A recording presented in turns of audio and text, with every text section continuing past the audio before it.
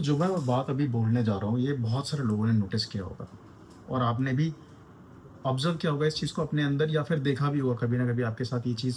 I am definitely sure कि हुई होगी कि जब कोई आपसे डिसएग्री करता है या आपको इग्नोर करता है, जैसे कि मान लो आपकी बहुत जो गर्लफ्रेंड है बहुत देर से आपके मैसेजेस का रिप्लाई नहीं कर रही है, इग्नोर कर रही है, तो उस टाइम पे आपको कैसा फ़ील होता है? कभी सोचा है? कभी उसके बारे में डीप जाके सोचा कि यार हाँ, मुझे ऐसा फ़ील होता है? सोचना इसके बारे में कि वो जो इमोशंस होते हैं उस टाइम पर जो आते हैं वो कैसे फ़ील होता है उस टाइम पे हमें, और अंदर से हमारा एक बहुत ही गुस्सा आता है जब हमें कोई इग्नोर करता है। तो एक बहुत ज़्यादा गुस्सा अंदर उठ जाता है और एक अंदर से जो हमें आवाज़ आती है ना वो ऐसी आती है कि भाई इसकी हिम्मत कैसे हुई कि मुझे इग्नोर करने की, मेरा मैसेज इग्नोर करने की या मेरा कॉल इग्नोर करने की। ऐसा लगता है ना आपको भी? एग्ज़ैक्टली। तो वो आवाज़ कभी नोटिस की किस चीज़ की हो सकती है? मैं बताऊँ? वो आवाज़ होती है आपकी ईगो की। हाँ, वो आवाज़ आपकी ईगो की ही होती है। जब आप सोचते हो कि जब आप अपने आप को इतना सुपीरियर पे रखते हो और वहीं पे, क्योंकि जब जो लोग अपने आप को ज़्यादा ऊपर रखते हैं ना, तो वह कहीं न कहीं देखो ईगो क्लैश होता है वहाँ पे।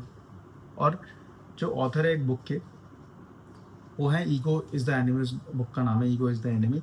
और उसके जो ऑथर है, वो है रायन हॉलिडे। वो कहते हैं कि जो तुम्हारे सबसे जो बड़ा एनिमी है ना, बताओ कौन है? कमेंट करके बताना। अगर नहीं पता तो मैं बताता हूँ कि जो तुम्हारा सबसे बड़ा एनिमी है, वो है आपका ईगो, और उससे बड़ा एनिमी कोई हो ही नहीं सकता। अब आप सोच रहे होंगे कि उससे बड़ा क्यों नहीं हो सकता? बहुत सारे लोगों के एनिमी होते हैं, बट ईगो जो होता है वो अपने आप को अंदर से डिस्ट्रॉय कर देता है। डिस्ट्रॉय कैसे? वो हम इस वीडियो के अंदर जानेंगे कि क्यों ईगो कहीं-कहीं पे अच्छी भी चीज़ है, तो कहीं-कहीं पे आपको खुद खा भी सकती है। बुक का नाम है ईगो इज़ द एनिमी। अगर बुक नहीं पढ़ी है तो ये वीडियो देख लेना, उसके लिए बहुत ही हेल्प होने वाली है। और ये बताती है कैसे आप अपने जो सक्सेस के रास्ते में खुद ही रोड ब्लॉक बन जाते हैं, जो एक ईगो जिनके बीच में आ जाती है। हर इंसान देखो लाइफ में ना 3 स्टेजेस से गुज़रता है। अब आप स्ट्रगलिंग हो या सक्सेसफुल हो या एक फेलियर हो, तो हो सकता है आप यहाँ पे रिलेट करो। जो पहली स्टेज होती है वो होती है एस्पायर। एस्पायर में क्या होता है कि जब हम सपना देखते हैं कि हाँ, हम ये करेंगे। फिर दूसरी स्टेज आती है उसकी सक्सेस, जब हम कुछ अचीव करते हैं। और तीसरी स्टेज आती है फेलियर, जब हम नीचे गिरते हैं, नीचे गिर रहे होते हैं। जो बुक के ऑथर है वो कहते हैं कि ईगो हर स्टेज में डिस्गाइज़ आ जाता है। मतलब कि जो ईगो होती है हर स्टेज में एक डिस्गाइज़ में आता है। जब हम स्टार्ट करते हैं तो ईगो कहता है कि मुझे सब पता है। अब आपको पता ही होगा कि अगर आप किसी रूम के अंदर बैठे हो जहाँ आपको सब पता है, तो आप गलत रूम में बैठे हो। अब बहुत लोगों ने यहाँ पे इसके रिलेटेड भी बहुत सारी चीज़ें सुनी होंगी। जब हम सक्सेसफुल होते हैं ना, तो ईगो कहता है कि मैं सबसे बेस्ट हूँ, क्योंकि आप उस टाइम पे सक्सेस आपके दिमाग में चढ़ जाती है। ऐसा हर किसी के साथ नहीं होता, बट मोस्टली ऐसा होता है। आपने देखा होगा कि इंस्टाग्राम पे जो सेलिब्रिटी बन जाते हैं, ओवरनाइट सक्सेस जिसको बोलते हैं, कि कोई रील बाबा, मतलब नाम तो नहीं लूँगा मैं यहाँ पे, बट आई होप आपको आइडिया लग गया हो। कितने सारे लोगों ने, आपने देखा होगा कि रातों-रात उनके मिलियंस में फॉलोअर्स बढ़ गए, उनके व्यूज़ चले गए, बट आफ्टर फ्यू मंथ्स और विदिन अ ईयर कोलैप्स। क्योंकि बहुत ज़्यादा ईगो आ गया कि वो कहते हैं ना कि अचानक से जो सक्सेस मिलती है उसका नशा अलग ही होता है, कि अब तो हमारे से बड़ा कोई नहीं है। इस तरीके की बहुत सारी चीज़ें होती है। तो और जब हम फेल कर रहे होते हैं तो ईगो कहता है कि भाई मेरे साथ बहुत अनफेयर हुआ है। तो ये 3 स्टेज होते हैं। पर मैं आपको एक चीज़ बता देता हूँ कि रियलिटी ये है कि इन 3 मोमेंट्स में ना ईगो हमेशा आपका दुश्मन है। अब आपने तीनों चीज़ें देखी, सक्सेस में भी देखा, फेलियर में भी देखा, और जब आप सोचते हैं, आप स्ट्रगल कर रहे होते हैं, तो उस टाइम पे भी बहुत सारी चीज़ें तो होती है। ऑल्दो स्ट्रगल हमें डाउन टू अर्थ रहना सिखाता है। एक चीज़ है कि हमेशा एक स्टूडेंट जो जितना हमेशा कोई भी एक स्टूडेंट एक लर्नर की तरह एक्ट करेगा, वो लाइफ में बहुत ज़्यादा आगे बढ़ेगा। अगर जिस दिन आपको लग गया कि अरे यार मुझे तो सब पता है, ये क्या पढ़ाने वाले हैं या क्या ऑफिस मीटिंग में होने वाला है, and you know everything, so you are in the wrong room. Wrong room का मतलब क्या है कि फिजिकली और मेंटली मेंटली ये चीज़ कि आप एक गलत रूम में हैं अगर आप इस तरीके से सोचते हैं। अब चाहे आपका देखो पोजीशन हो, नॉलेज हो या एक्सपीरियंस हो, कितना भी बड़ा हो जाए, मतलब कोई भी चीज़ कितनी बड़ी हो जाए, आपको हमेशा एज अ स्टूडेंट रहना चाहिए। और आपको हमेशा लगेगा कि आप अपने आप को एक लर्नर की तरह समझो। क्योंकि होता क्या है ना कि the moment you stop being a student, you stop growing.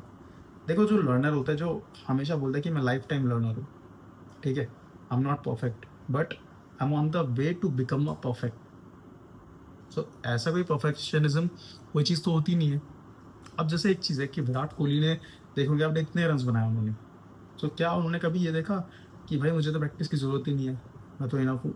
Still जो उस टाइम पे, आज से 10 साल 15 साल पहले उन्होंने जो चीज़ें करी थी, आज से फिर वो डबल कंसिस्टेंसी के साथ फील्ड पे हैं, नेट्स पे लगे रहते हैं। अब विराट कोहली, इलॉन मस्क हो गया, ये लोग हर दिन सीख रहे होते हैं, क्योंकि ये अपने आप को एज अ स्टूडेंट लेते हैं। ये नहीं कि भाई मैं तो गुरु बन गया और मुझे कोई रोक नहीं सकता, मुझे सब आता है। इस एटीट्यूड से हमेशा ये बाहर रहता है और हमेशा एज अ स्टूडेंट काम करता है, क्योंकि उनको पता है कि जिस दिन उन्होंने सीखना छोड़ दिया, उस दिन इनका डाउनफॉल शुरू हो सकता है। और ये भी जानता है कि जो ईगो है वो लर्निंग को ब्लॉक कर देता है, और लर्निंग ही लॉन्ग टर्म सक्सेस का इंजन है। अब इसका दूसरा लेसन ये है कि work silently, let success make a noise, मतलब कि let results make your noise.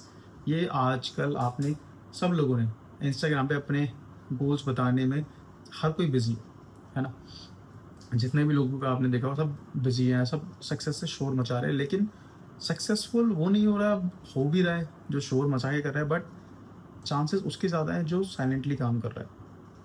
अब साइलेंटली में दो चीज़ें होती हैं। पहली बात तो लोगों को पता नहीं होता कि आप क्या करने वाले हो, और जब लोगों को पता ही नहीं होता क्या करने वाले हो, तो लोग आपको डिस्टर्ब भी नहीं करते, उस नज़रिए से भी नहीं देखते। अब ऐसे में क्या होता है कि जहाँ पे नॉइस कम है ना, उस जगह पे नॉइस कम है। नॉइस मतलब आपने, लेट से आपने अनाउंस कर दिया पब्लिकली कि भाई मैं 1 साल में जिम जाके बॉडी बना लूँगा। अब अगर 1 साल में आप XYZ रीज़न नहीं जा पाए, तो वहाँ पे लोग आपको बोलेंगे अरे इसने तो बहुत अनाउंसमेंट करी थी, अभी देखो कुछ भी नहीं करने वाला। अब एक चीज़ होता है कि बहुत आजकल स्टार्टअप का कल्चर है, तो बोलते हैं कि मैं स्टार्टअप बना रहा हूँ। मतलब बोलने में तो बहुत ज़्यादा फैंटेसी, मतलब फैंटेसी नहीं, सॉरी, फैंसी लगता है कि भाई मैं तो ये कर रहा हूँ, मैं वो कर रहा हूँ, और मैं ये स्टार्टअप करके फंडिंग उठाऊंगा और मैं मिलियनर बन जाऊंगा। और फिर दूसरी जगह ये बोलता है कि भाई मैं ट्रेडिंग सीख रहा हूँ, मैं ट्रेडिंग कर रहा हूँ, और ओवरनाइट मैं कर लूँगा, एक दिन का प्रॉफिट बनाने के बाद मैं कल से मिलियनर बिलियनर बन जाऊँगा, ये सब। लेकिन आपको करना क्या है? Stop talking, just put this finger on your mouth and keep working. Head आपका नीचे होना चाहिए, आप काम करते रहो, इतना काम करो, इतना काम करो, काम करते ही चले जाओ। क्योंकि stop talking start doing, stop talking start doing. The moment you start talking, then आप वो डूइंग वाले एटीट्यूड से बाहर निकल जाते हो। क्योंकि जितना ज़्यादा बोलते हो ना, उतना कम तुम करते हो। आपका डोपामिन हिट हो जाता है, आपको बताते हो भाई कि आज तो मैं ये करने वाला हूँ, मैंने लास्ट ईयर इतना प्रॉफिट किया, या मैंने इस स्टार्टअप में इतनी फंड रेज करी। बट जो रियल अचीवर्स होते हैं ना, वो अपने एक्शन से बोलते हैं, अनाउंसमेंट नहीं करते।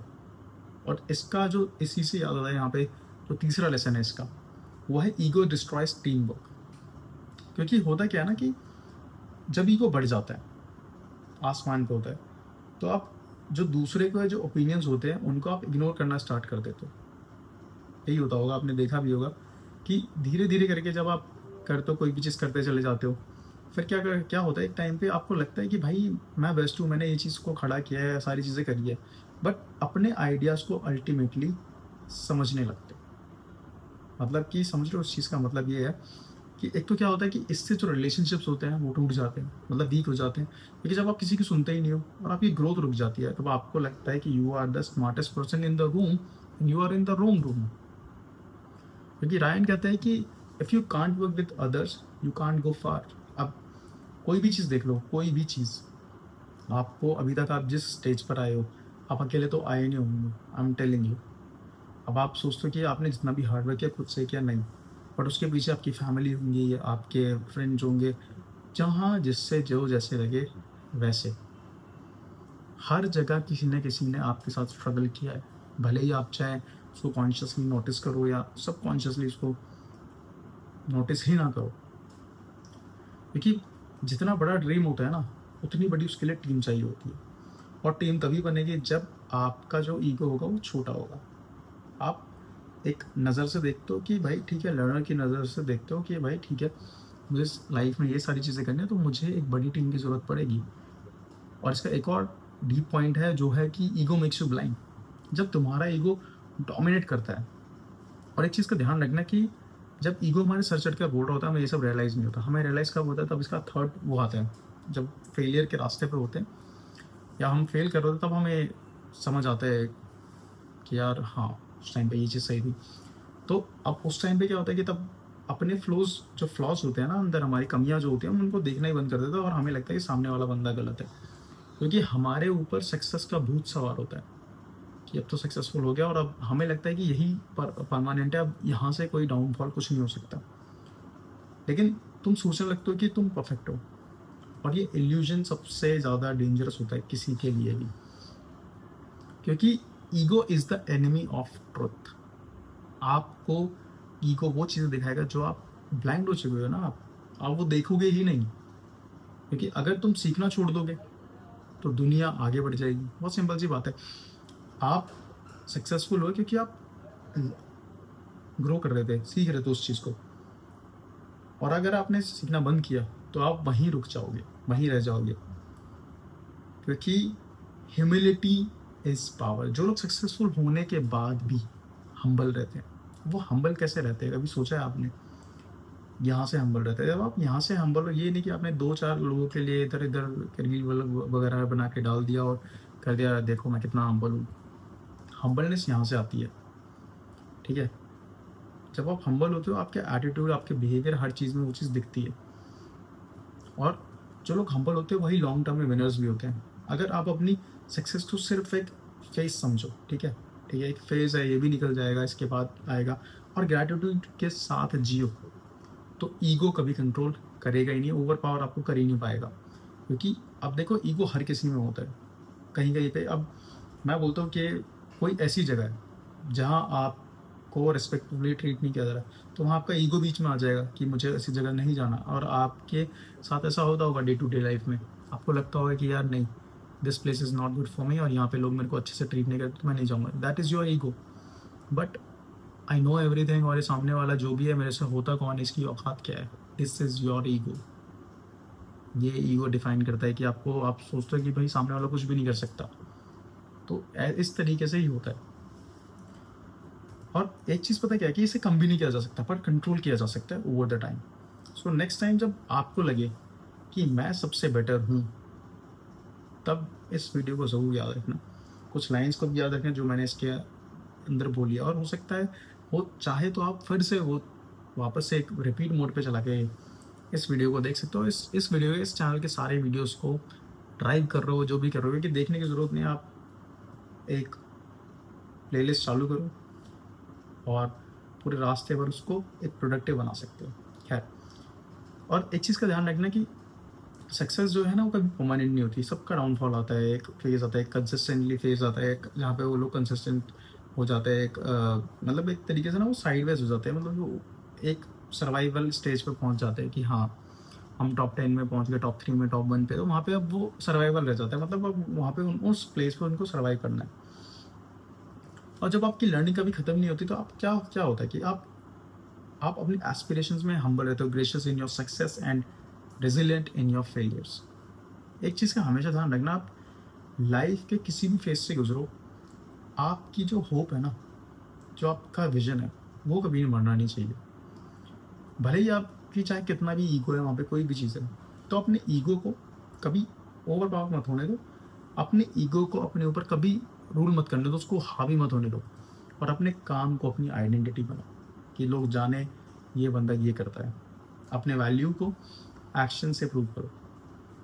और देखो, कुछ नहीं रखा ईगो वगैरह में, आपने सुना होगा बुजुर्गों कि कुछ नहीं रखा भाई किसी चीज़ में, एक दिन तो चले जाना, सबको जाना है।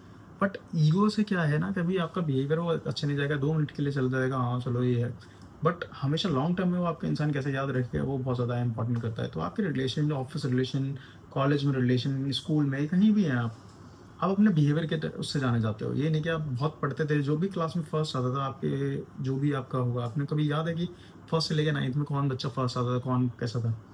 आप उन सारे दोस्तों के भी आपके दोस्त बने एक बिहेवियर की वजह से, आप उनके दोस्त बने एक बिहेवियर की वजह से। सो बहुत सिंपल सी चीज़ है, ईगो को छोड़ दो। अगर ईगो छोड़ दो तो ग्रोथ मिलती है। बस इसका याद रखो कि ego is the enemy always. और एक सबसे बड़ी ईगो वाइज चीज़ बता देता हूँ, सब्सक्राइबर हमारे 86 हो गए, कॉन्ग्रेचुलेशन टू एवरीवन। 86 लोग काफ़ी होते हैं, बहुत ज़्यादा होते हैं भाई, लेकिन सब्सक्राइब करते रहो ऐसे ही करके। और एक एम करते हैं 86 अभी सब्सक्राइब हो रहे थे, तो मैं चाहता हूँ कि अगर हम कुछ टाइम बाद देखें, अब वो टाइम मुझे नहीं पता कितना, ना ही आपको पता है, बट मैं आज 86 बोल रहा हूँ और उस टाइम पे 860 हो, 860 प्लस हो, 900 1000 हो, तो कितना अच्छा रहेगा कि यार मतलब एक वैल्यू क्रिएट कर रहे हैं, एक वैल्यू क्रिएट हो रही है। बाकी तो ज़्यादा ज्ञान वगैरह की बात तो हम कर ही चुके हैं, इतना कुछ कर ही चुके हैं। सब्सक्राइब करो, हाउस ऑफ मनी को फॉलो करो, साथ में बढ़ते हैं, साथ में चलते हैं, ईगो डाउन करके, एटीट्यूड अप करके, और एक स्टूडेंट की तरह लर्निंग फेज को हमेशा ऑन करके। मिलते हैं नेक्स्ट वीडियो में।